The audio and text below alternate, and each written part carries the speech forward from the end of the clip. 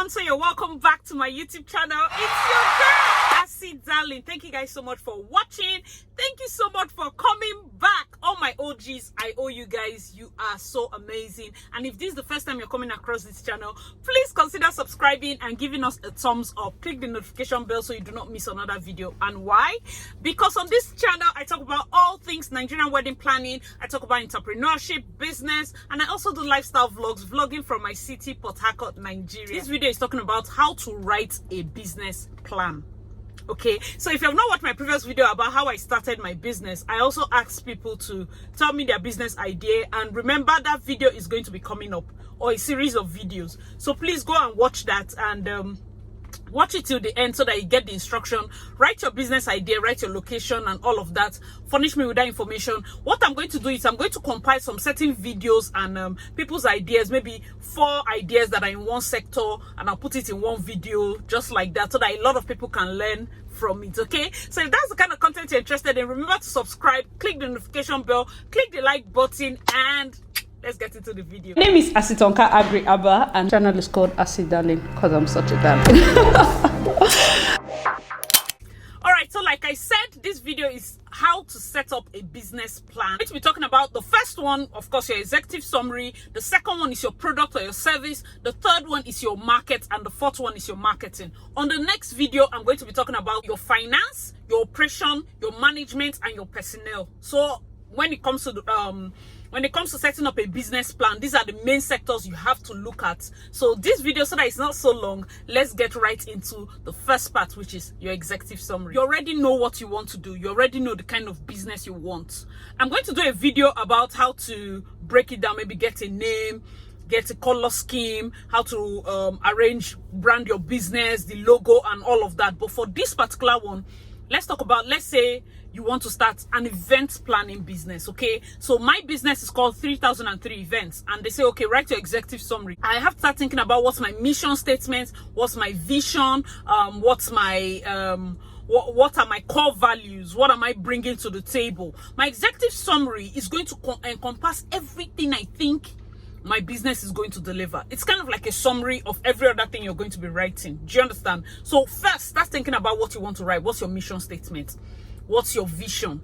A vision is like more long term. That's like a simple explanation. Your vision is like when people say my vision is to be like the innovators of new ideas when it comes to the event industry, and that's long term.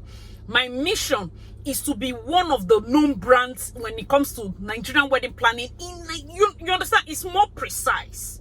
A mission statement is something you can look at and it drives you. A vision statement is something that can keep you in track. Do you understand? Like, yes, this is my mission, but this is also my vision. This is what I'm doing now, but this is where I'm going. That's my simple explanation. Okay, so now you now start thinking, okay, what other things, what are your core values? For me, integrity is the first one. Excellence. So I'm not going to, I did a video about things you need to know when you're starting a business. Please watch that video. I'm not going to pick people that are not excellent to work with me. Okay, you now start look at what do you think, what's this business you want to do, maybe event planning. What do you think you want to bring in? What's your core value? I'm somebody that I want to be someone of integrity. I want people to know me like Asi will not cheat you.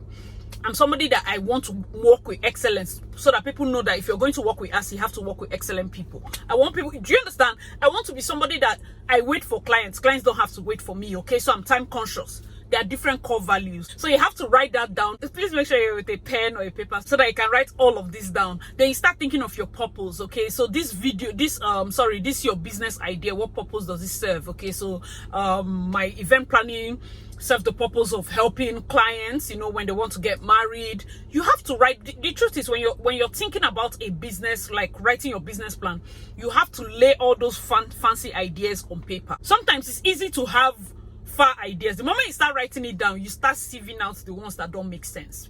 But that's just the truth. Okay, so this is like what you should be thinking about when you're talking of your executive summary. It's a summary of every other thing that I'm going to be talking about in these 2 videos. Let's get into your product or your service. Okay, talking about your product or your service is like what you're offering.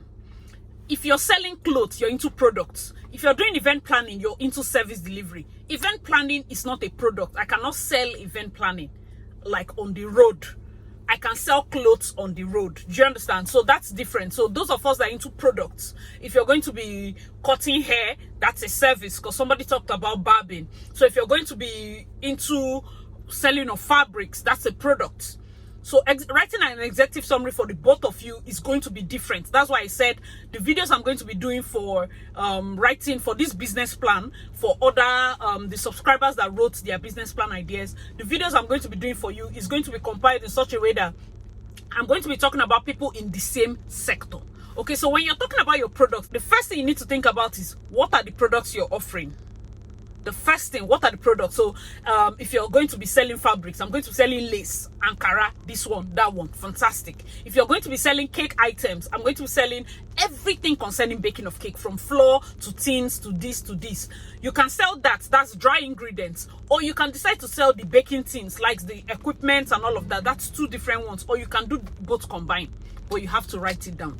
If you're going to be doing a service like me, it's okay, I'm doing wedding planning, but I do wedding planning, corporate planning, government functions, bridal showers, birthdays, annual general meetings. Do you get? These are my services. These are the services I'm going to be rendering. That's why I write it down.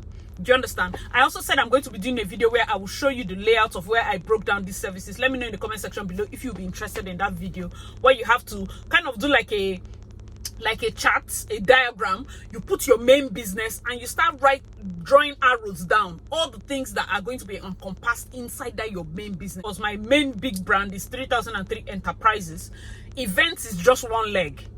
The YouTube channel is one leg. My podcast, my trainings, the agro investments, the this, the that is how you have to see your business. Okay, so this is the product. What is the product? What is the service? That's point number one. Okay, so the second thing you need to think of, who are your competitors? You can't enter business and you do not know your competitors. Like, how are you going to function in a market where you do not know who you're against and what they are doing? Okay, it is not about being very antagonistic or jealous. The reason you need to know your competitors is so that you know what you're coming into.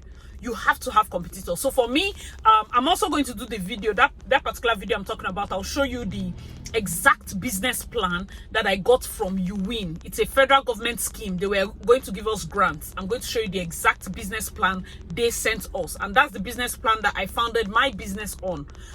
After drafting that business plan, it helped me to move forward with my business. Okay, so let me know in the comment section if you also want that video, because of course it's going to come up, so that it ties all these business plan ideas. In fact, I'm going to put this in a playlist so that you can watch all of them.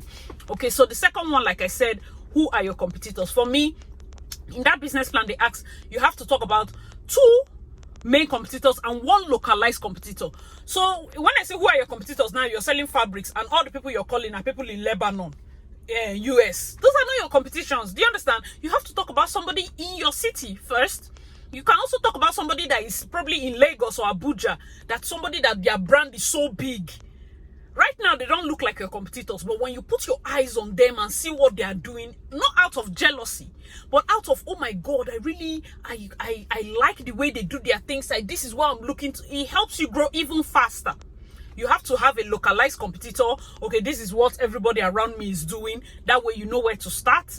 And also you have to have a competitor that is far above you, so that you can know where you're going to. Okay, so let's get to point number 3 under this product and service. Quick pause. If you're enjoying the video so far, please give me a like and be sure to share on your community tab. If you're not subscribed already, please make sure to subscribe. That will mean so much to me.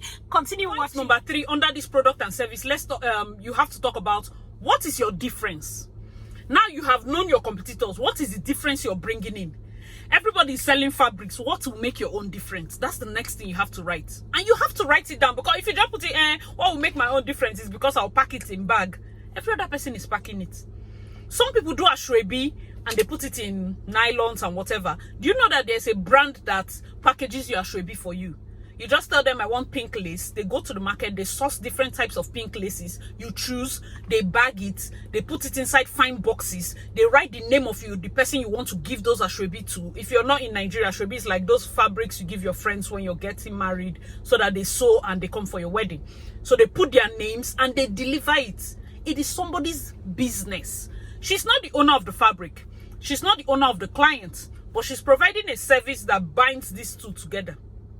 She gets the clients to just, because all she needs from this person is to tell her the people that she's selling it to. She's not looking for customers for their shop. She already has one customer that is going to give her the names of 50 girls that sell. So when you carry that your product that is packaged differently and you deliver to these 50 girls, you're showing them a service that you deliver that will bring new customers. That's it. That's your difference. So what's your difference? You have to bring in your difference to any business that you're doing. You have competitors, but you must be different, because when you're starting out, you have to carve a niche. This is what makes you different. Number 4 is your value proposition.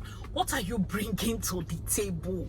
Your value proposition. This is business. It's very important. Okay, let's get to the next one, because I don't want this video to be too long. Point number 5 is what makes your product better than others.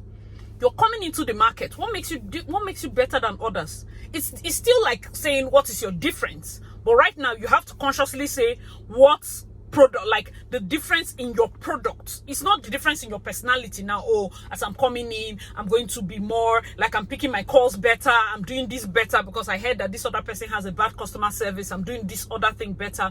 That's good. But now what makes you different in terms of the quality of product? So somebody might be shopping from US, somebody might be shopping from China, you might be shopping from Turkey. What makes your own different? So you say, okay, we represent Turkish brands, we buy all our things from UK, we buy all our things from Lagos, we do our, you have to state it, because it can't be in your chest. You have to put it in your business plan. That way it remains in your mind. Okay, so remember, like when you're talking about this difference, is it less expensive? Is it higher quality? Do you understand? It's not sometimes, and don't feel like, okay, simply because all your competitors are selling 100, when you come in you should sell at 80 so that you gather more customers. It doesn't always work like that. Sometimes it's best, like I said in that other video I was talking about things you need to know when you're starting a business. I said it's always better to under promise and over deliver. So even if you're giving them still at that 100, give them a product value of 200. So that's 100 naira they're paying is so, like, they're like, for this 100 naira that I pay to every other person, when I pay to her, she gives me this and other things. It's better than reducing the money to 80 naira and still offer what others are offering. Because if it's me, I'm an emotional buyer. I will still go for the 100 naira when I see 80 naira person. Why? Because I'm emotionally attached to this seller. Whether we had a relationship or probably like we have been friends for long, what is there? Only 20 naira difference. Do you understand? So for you to come in now as a competitor in that business, you can still offer that 100 naira. But now you're offering a more attractive value for my 100 naira than I have ever gotten. So it is still the same 100 naira. Instead of you to cut it down by 20 and offer the same thing, like I said, you have to offer more, under promise and over deliver. I'm not saying shoot yourself in the foot. I'm saying you can offer services that bring me back. So okay, for this thing that you have taken, the next time you're coming, I'll remove 5,000. Or the next, there are services that hook your clients back to you. Okay, so those are things that you start to look at. What is the difference? You're coming into business now. What will make you different from your other person? That's basically it. If you guys learned a thing or two, the next video I'm going to be talking about your market. Now you know the product and how you position yourself and the things you deliver. The next video I'm going to be talking about your market. Who are your clients? What to do? How to impress them? This is everything you need to know about that will be coming up in the next video. Hope you guys enjoyed this. Please check out the other playlist in the comment section, description box, and if you have a product that you have a problem selling, let me know in the comment section below. If you have any confusion for any of the tips and you want me to elaborate better, let me know in the comment section below, and I'll see you in my next video.